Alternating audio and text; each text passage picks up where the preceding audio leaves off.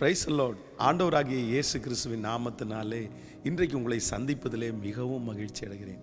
கடந்த நாட்களிலே நம்ம வெளியிட்ட வாக்குத்தத்த பாடல் அநேகருக்கு ஆசீர்வாதமாக இருந்ததாக நீங்கள் சாட்சி சொன்னீர்கள். ஆண்டவர் அந்த பாடலின் வழியாக என்னென்ன வார்த்தைகளை சொன்னாரோ அதை அப்படியே ஆம் என்றும் ஆமேன் என்றும் நம்முடைய வாழ்க்கையிலே அப்படியே நிறைவேற்றுவாராக. நீங்கள் தைரியமாக இருங்கள், சந்தோஷமாக இருங்கள். நிச்சயமாகவே முடிவு உண்டு. உங்கள் நம்பிக்கை ஒரு நாளும் வீணாய் போகவே போகாது. இன்றைக்கு ஒரு முக்கியமான ஒரு காரியத்தை ஆண்டவர் என்னுடைய இருதயத்திலே கர்த்தர் வைத்தார். இன்றைக்கு உங்களோடு பேசி உங்களுக்காக ஜெபிப்பதற்கு ஆசைப்படுகிறேன். வாசிக்கலாம். யாத்திராகமம் 14ஆம் அதிகாரத்தினுடைய 7வது வசனம். பிரதானமான 600 ரதங்களையும் எகிப்தில் உள்ள மற்ற சகல ரதங்களையும் அவைகள் எல்லாவற்றுக்கும் அதிபதிகளுமான வீரர்களையும் கூட்டிக் கொண்டு போனான். அடுத்து இன்னொரு வசனத்தை கூட வாசிக்கலாம். பார்வோனின் ரதங்களையும் அவன் சேனைகளையும் சமுத்திரத்திலே தள்ளிவிட்டார். அவனுடைய பிரதான அதிபதிகள் சிவந்த சமுத்திரத்தில் அமிழ்ந்து போனார்கள். ஆண்டவருடைய பிள்ளைகளே, இந்த 2 வசனத்தையும் நீங்கள் வாசிப்பீர்களேயானால் இஸ்ரவேல் ஜனங்களுக்கு விரோதமாக இருந்த பார்வோன் என்கிற ஒரு மிகப்பெரிய தீய சக்தி அவனுடைய நாட்டிலிருந்து இஸ்ரவேல் ஜனங்களை எதிர்க்கிறதற்காக புறப்பட்டு போகும்போது வேதம் சொல்லுகிறது, பிரதானமான அவனுடைய படையிலே அவனுடைய நாட்டிலே மிக பிரதானமாக இருக்கிற வீரர்களை தன்னோடு கூட சேர்ந்து இஸ்ரவேல் ஜனங்களை அழிப்பதற்காக யுத்தத்திற்கு கூட்டிக் கொண்டு போகிறான். ஆனால் வேதம் சொல்லுகிறது, 15ஆம் அதிகாரத்தில் நம்ம வாசிக்கும் போது ஆண்டவர் அந்த பிரதான அதிபதிகளையும் அவர்கள் கூட்டிக் கொண்டு போன சகலவற்றையும் கர்த்தர் கடலிலே அழித்து போட்டார். இந்த வசனத்தின் மூலமாய் ஆண்டவர் என்னோடு மிக அதிகமாய் பேசினார். பொதுவாக பார்வோன் இஸ்ரவேல் ஜனங்களை அவன் நேருக்கு நேர் சந்திப்பதில்லை, நேருக்கு நேர் அவர்களை போய் கஷ்டப்படுத்துவதில்லை. அவன் முக்கியமான சிலரை நியமித்து, அதுவும் அவனுக்காக உதவி செய்கிற, அவனுக்காய் ஊழியம் செய்கிற சிலரை நியமித்து, அதற்கு பிறகு அவர்களை கொண்டுதான் இஸ்ரவேல் ஜனங்களை மிகவும் மனமடிவாக்கி கொண்டிருந்தான். ஆனால் ஆண்டவர் இந்த இடத்திலே வாக்கு கொடுக்கிறார், அந்த பிரதானமான மனிதர்களை, பார்வோனுக்கு யாரெல்லாம் முக்கியமாய் இருந்து இஸ்ரவேல் ஜனங்களுக்கு விரோதமாய் வேலை செய்தார்களோ அவர்கள் அத்தனை பேரையும் ஆண்டவர் கடலிலே கவிழ்த்து போட்டார்.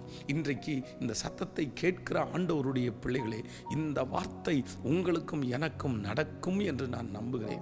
ஒருவேளை இந்த சத்தத்தை கேட்கிற நீங்கள் உங்களுக்கு எதிரியான சில மனிதர்கள், சத்துரு, மற்றவர்களை கொண்டு, வேறு மனிதர்களை கொண்டு அவர்கள் டைரக்டாக நெருங்காம, அவர்கள் சண்டை போடாம யாரையோ ஒருத்தரை வைத்து ஏவி விட்டு சொல்லிவிட்டு உங்களுக்கு விரோதமாய் எழும்பி இருக்கலாம், உங்கள் குடும்பத்திற்கு விரோதமாய் எழும்பி இருக்கலாம், உங்கள் வியாபாரத்திற்கு விரோதமாய் எழும்பி உங்களுடைய குடும்பத்தையே அழிப்பதற்கு நேராய் கொண்டு போகலாம்.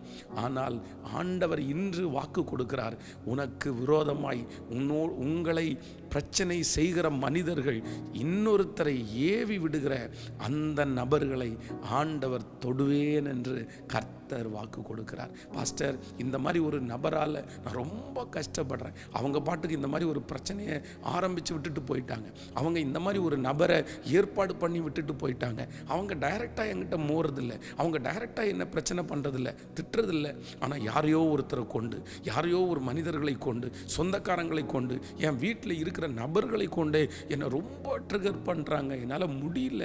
ஆனால் ஆண்டவர் வாக்கு கொடுக்கிறார், இல்லை, பார்வோனுடைய அந்த பிரதானமான வேலைக்காரர்களை ஆண்டவர் ஜெயிக்க பண்ணினது போல நிச்சயம் இந்த சத்தத்தை கேட்கிற உங்களுக்கு விரோதமான மனிதர்களை கர்த்தர் சந்திப்பேன் என்று வாக்கு கொடுக்கிறார். வேதம் சொல்லுகிறது, சிம்சோனே அப்படிதான். அந்த நாட்டிலே இருந்த பெரிய அந்த மனிதர்கள் நேரடியாய் சந்தியாமல், வேதம் சொல்லுது, தெளிலாள் அப்படின்ற ஒரு பெண்ணை வைத்து அவனுடைய வாழ்க்கையை முடிக்க வேண்டும் என்று நினைக்கிறார்கள். அதற்காக தான் நிறைய எத்தனம் பண்ணுகிறார்கள். இன்னைக்கு இந்த சத்தத்தை கேட்கிற பிள்ளைகளே ரொம்ப ஜாக்கிரதை. வாலிப தம்பி ஜாக்கிரதையா இருக்கணும், குடும்பத்தில் இருக்கிற தலைவன் தலைவி ஜாக்கிரதையா இருக்கணும். சில நேரத்தில் நம்முடைய வாழ்க்கையை சிலர் அழிக்கணும்னு நினச்சிட்டாங்கன்னா டைரெக்டாக அவங்க நம்மளை வந்து மோத மாட்டாங்க, டைரெக்டாக பிரச்சனையை கொண்டு வர மாட்டாங்க. யாரையோ ஒருத்தரை ஏவி விட்டு, யாரையோ ஒருத்தரை நமக்கு விரோதமாய் பேச வைத்து, நம்மளை அந்த தப்புக்குள்ளே கொண்டு போய் நமக்கு பிடிச்சவங்களை கொண்டு, நமக்கு விருப்பமானவங்களை கொண்டு, நம்ம யார்கிட்ட சிக்கி இருக்கிறோமோ அவங்கள கொண்டு நம்முடைய குடும்பத்தையும் நம்முடைய வியாபாரத்தையும் நம்முடைய காரியங்களையும் முடிக்கணும்னு நினைப்பாங்க. ஆனால் நம்ம ரொம்ப ஜாக்கிரதையாக இருக்கணும். இந்த சிம்சோன் ஞானம் இல்லாமல் இருந்தது போல இந்த சத்தத்தை கேட்கிற நீங்கள் யாரும் ஞானம் இல்லாமல் இருந்து விடாதிருங்கள். சிலர் உங்களை தேடி வரும்போது, சிலர் உங்களை பார்த்து பேசும்போது நீங்கள் உடனே ஆண்டவரிடத்தில் கேட்கணும், ஆண்டவரே இந்த மனிதன் எதற்கு வருகிறார், இந்த மனுஷி எதுக்கு வருகிறார், இவங்க வர்றதுக்கு என்ன நோக்கம், இந்த காரியத்தை பேசுறதுக்கு என்ன நோக்கம். அந்த ஞானம் உங்களுக்கு இருக்குமானால் நீங்கள் காப்பாற்றப்படுவீர்கள். நான் உங்களுக்காக ஜெபிக்கிறேன். நிச்சயமாய் ஆண்டவர் உங்களை ஆசீர்வதிப்பார். இந்த முடிகிற நாள் வரைக்கும் இந்த ஜெபத்தில் நீங்கள் கலந்து கொள்ளுங்கள். நான் உங்களுக்காக இப்போ ஜெபிக்க போகிறேன். தகப்பனே, நம்முடைய பிள்ளைகள் ஒவ்வொருவருக்காக நான் ஜெபிக்கிறேன். இந்த சத்தத்தை கேட்டுக்கொண்டிருக்கும் போதே அந்த பொல்லாத பிடியிலிருந்து எங்கள் பிள்ளைகளை மீட்டு எடுப்பீராக ராஜா.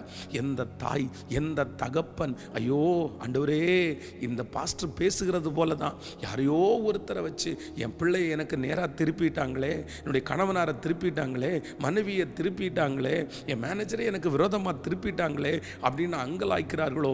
பார்வோனுடைய பிரதானமான ரதங்களையும் குதிரைகளையும் மனிதர்களையும் கடலிலே கவிழ்த்து போட்ட கர்த்தர் இப்பொழுது என் பிள்ளைகளுக்கு விரோதமாய் எழும்புகிற ஆயுதங்கள் வாய்க்காதே போகட்டும்.